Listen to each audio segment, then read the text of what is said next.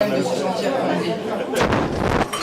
Je n'étais certes qu'une enfant, mais j'étais éblouie par les merveilles d'Égypte. Je n'ai rencontré ni Moïse ni Aaron sur les bords du Nil.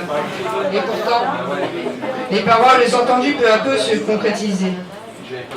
Combien de mots le peuple aura-t-il dû souffrir de manière stérile, tandis que les promesses sur le papyrus se seront étalées?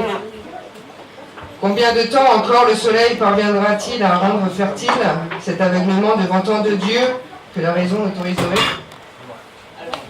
Je n'étais certes qu'une enfant, mais je prenais peu à peu conscience de l'origine des merveilles d'Égypte. La sensation que tous ces visages sculptés me regardaient me glaçait le sang et me contraignait à interrompre mon chemin pour lever les yeux jusqu'au sommet de ces pyramides figées, éternisées dans ce geste pharaonique d'où elles sont nées. Rien. Je n'étais rien à côté de ces colossales figures désolées dans cette brûlante immensité qui à la fois s'ouvrait et se fermait. Je n'étais certes qu'une enfant, mais je savourais l'impression unique que m'offraient ces merveilles d'Égypte.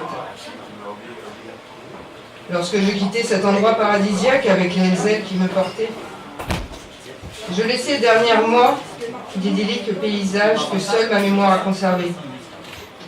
Tandis que ces futurs mirages s'éloignaient, jamais je n'aurais deviné que dans un terrible fracas et un gigantesque nuage de poussière disséminée, l'hôtel dans lequel, durant ce séjour, j'avais prolongé mes soirées, aurait disparu le lendemain de mon départ, victime d'un attentat ciblé. Je n'étais certes qu'une enfant, mais toujours resteront gravées en moi les merveilles d'Égypte.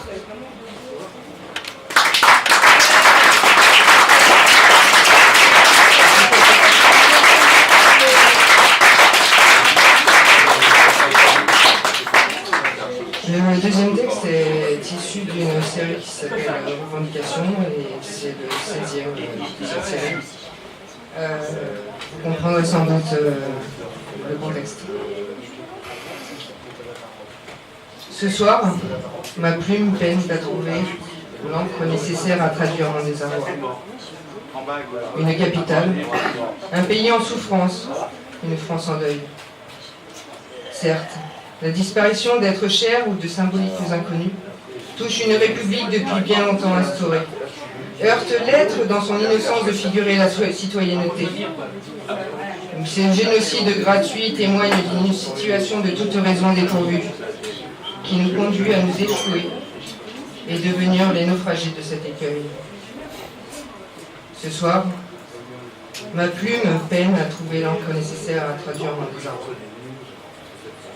Des lieux, des sites, peu importe les cibles tant que les victimes sont nombreuses, des individus qui s'apprêtaient à s'éloigner du réel en vivant une bonne soirée et qui auront rencontré, contre leur gré, ces clowns qui ne font rire personne, ces sauvages échappés d'un bal masqué, puis la fin de toute facilité qui résonne, comme un interminable cauchemar éveillé, une terreur impossible à exprimer, l'impuissance face à des actes barbares et la rage contre ces voix trompeuses. Ce soir, ma plume peine à trouver l'encre nécessaire à traduire mon désarroi. L'inquiétude des proches et le soulagement de savoir ceux qu'on aime en vie n'atténuent nullement la gravité de ces gestes meurtriers dénués de raison, mais offrent une reconnaissance à un Dieu dont soudain il semble se souvenir. D'autres n'auront pas subi le même sort, et d'aucun pardon ils ne pourront se nourrir, tant ces êtres chers ont été victimes d'une tragique et funèbre raison, telles des bêtes conduites à l'abattoir, sans soupçonner que très vite, tout sera fini. Ce soir, ma plume pleine a trouvé l'encre nécessaire à traduire mon désordre. Bon.